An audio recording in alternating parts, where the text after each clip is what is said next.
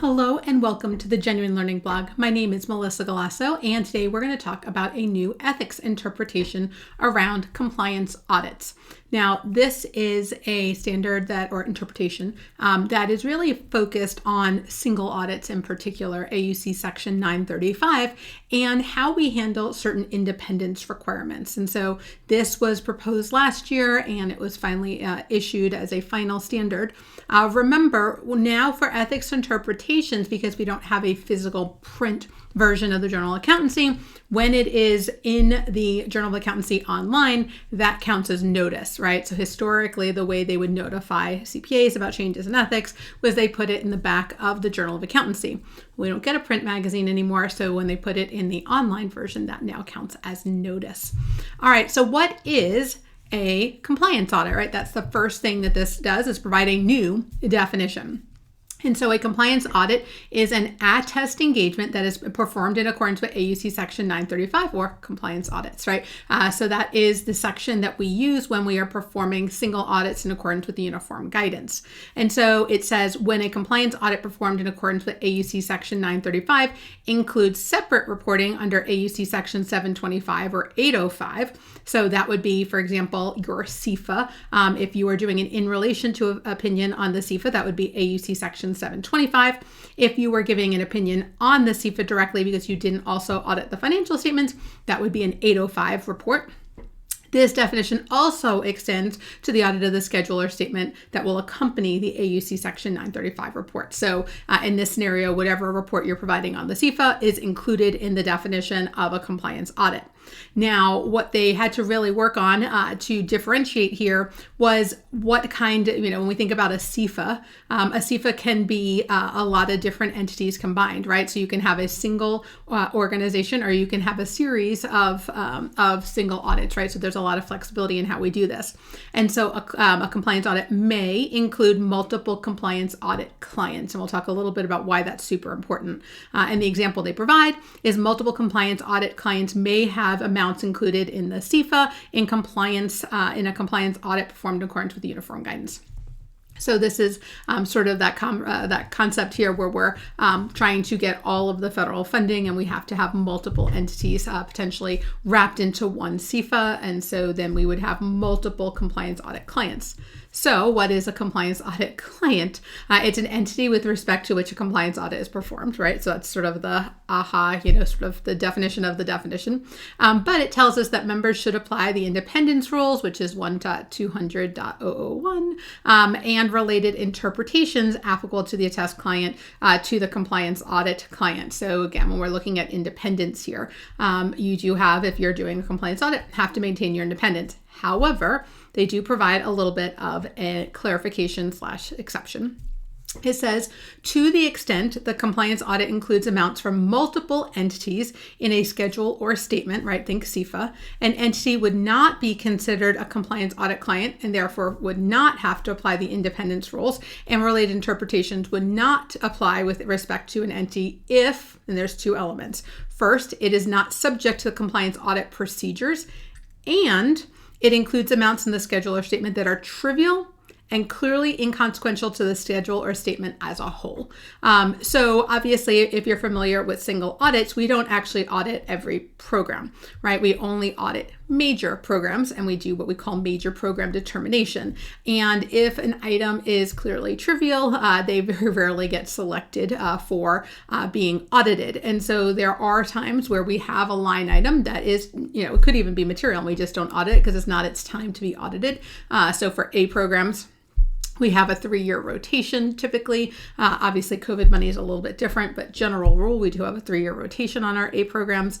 And then our B programs, which are smaller programs, right, we only have to have a certain number of them. And so we don't even have to risk assess all of them sometimes. And so in this scenario, if we're not performing any procedures on that line item and it's clearly trivial or inconsequential to the statement, right, to the CFA as a whole, then we don't have to apply independence rules. So if there's some entity who has minor amounts amount of federal funding that's included in the CFA, we don't have to worry about those independence rules. So when an entity meets the definition of a compliance audit client, the client affiliate's interpretation and the state and local government affiliates interpretation do not apply. So again, when you are looking through this, these affiliate rules, they are giving a little bit of an exception to. So if you're doing a single audit, they're kind of moving away from these affiliate requirements. And so they're pretty complicated. If you have governmental entities that we actually just recently had, the new state and local government client affiliate really expand who we had to be independent of. They kind of walked away from that. And then they also updated the definition of a financial statement attest client. And so the first bullet is the same. It's an entity whose financial statements are audited, reviewed, or compiled when the member's compilation report does not disclose a lack of independence, right? So that would be the original definition. But they added the second bullet, which we bolded. This definition does not include a compliance audit client. Therefore, client affiliate interpretation and state and local government client affiliate interpretation would not apply with respect to the compliance audit client. So you're not a financial statement attest client when you're doing a single audit, which makes sense. You're doing compliance audit, not a financial statement in there. Now, this was kind of an interesting, change in interpretation. So they also put out a series of Q&As. I'm kind of liking the new Q&A method. So if you go to aicpa.org/new code, highly recommend. They've started adding in there some Q&A documents that are much easier to find and reference. And so they have added a bunch related to compliance audits. So the first one is, what are some examples of a compliance audit? And so it says a compliance audit is a test engagement performed in accordance with AUC section 935, which is again compliance audits. When a compliance audit performed in accordance with AUC 935 also includes separate reporting under 725 or 805, and again they provided all the very long titles here. The definition extends to that statement or schedule. So they gave us some examples, right? So the reply really just repeated the standard. But where the examples come from, compliance audits performed in accordance with the U.S. Department of Housing and Urban Development Consolidated Audit Guide, or HUD audits. Compliance audit subject to U.S. Department of Education Office of the Inspector General's Guide for Audit of Proprietary Schools, and the compliance test engagement of third-party services administering Title IV programs, as well as compliance audits performed under Title II, Part 200, which is the uniform guidance. So they gave some nice examples of how we could be applying this. When the attest client attest engagement is not performed in accordance with AUC section 935, then the engagement does not include. So what are some examples? So SSAEs, right? Those are not going to fall within here. Financial statement attest engagements, again, they excluded compliance audits from that.